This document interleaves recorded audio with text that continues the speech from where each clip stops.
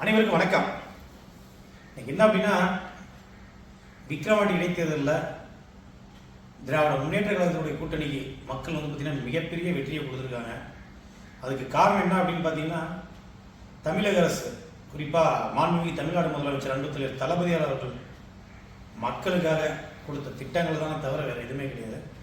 இதில் அரசியலில் இருக்கிற தலைவர்களும் சரி, அரசியலுக்கு வரப்போகிற தலைவர்களுமே சரி, என்ன அப்படின்னா, மக்களுக்கு என்ன செய்ய போகிறோம் அப்படிங்கிறது யாருமே பேசுறதில்ல.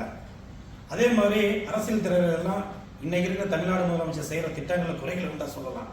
அதை விட்டு அவங்க அப்படின்னா தனிப்பட்ட தாக்குதல்கள் தான் இருக்கிறத ஒழிய இவர் நாட்டு மக்களுக்கு செய்கிற திட்டத்தை பற்றி விவாதிக்க யாருமே இங்கே தயாராக இல்லைங்கிறது தான் யதார்த்தமான உண்மை.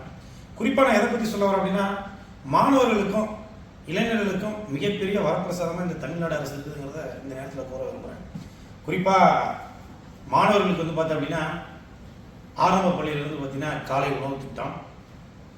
அடுத்தது அதை தொடர்ந்து பார்த்தோம் அப்படின்னா, இன்னைக்கு பெண்கள் உயர்கல்வி பயிலும் பெண்களுக்கு 1000 ரூபாய் மாதம் வழங்கினார். அதே போல மாணவர்களுக்கும் கல்லூரி பயிலும் போது 1000 ரூபாய் தமிழ் புதம் திட்டத்தின் மூலம் வழங்கிட்டு இருக்காரு. ஸோ அது மட்டும் இல்லாமல் நான் முதல்வர் திட்டம் ஆரம்பிச்சப்ப எந்த அளவுக்கு அதில் இம்பாக்ட் இருக்குன்னு தெரியாமல் இருந்தாங்க.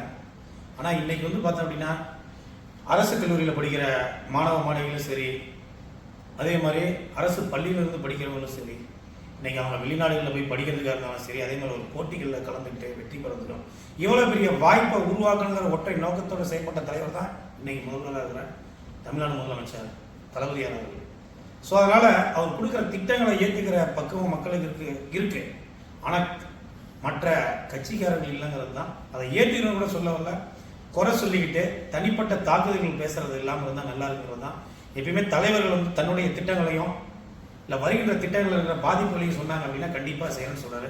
தலைவர் முதல்வர் ஆட்சி பொறுப்பேற்றப்பே சொன்ன விஷயம் என்ன அப்படின்னா, ஓட்டு போட்டவர்களுக்கு மட்டும் நான் முதல்வர் அல்ல, ஓட்டு போடாதவர்களுக்கும் சேர்த்து நான் முதல்வர் சொன்னேன். ஸோ அந்த வகையில் தான் இந்த அரசு செயல்பட்டு இருக்கு. தொடர்ந்து இன்னைக்கு பார்த்தோம் அப்படின்னா, 11ஆம் தேதி 2 நாளுக்கு முன்னாடி மக்களுடன் முதல்வர் திட்டம் நகர்ப்புறத்துக்கு மட்டும் இருந்துச்சு. அந்த அடிப்படையான அந்த மனுக்களுக்கெல்லாம் தீர்வு கொடுக்கணும் அப்படின்னு ஊரக பகுதிகளையும் இன்னைக்கு செஞ்சிருக்காரு. ஸோ தொடர்ந்து மக்களுக்காக மக்களுக்கு தேவைகளை அறிந்து அவர்களான திட்டங்களை வகுத்து அவர்கள் வாழ்வில் அவர்களுக்கான நல்ல நிலைமையை வர வேண்டும் என்பதற்காக உழைக்கக்கூடிய ஒரே தலைவராக இருக்கிறார். ஆகையால் இன்னைக்கு விக்கிரவாண்டி இடைத்தேர்தலில் மக்கள் அவர்களுக்கு நல்ல ஒரு வெற்றி வாய்ப்பை வழங்கியிருக்கிறார்கள் என்பதே அதற்கு மிகப்பெரிய சான்று.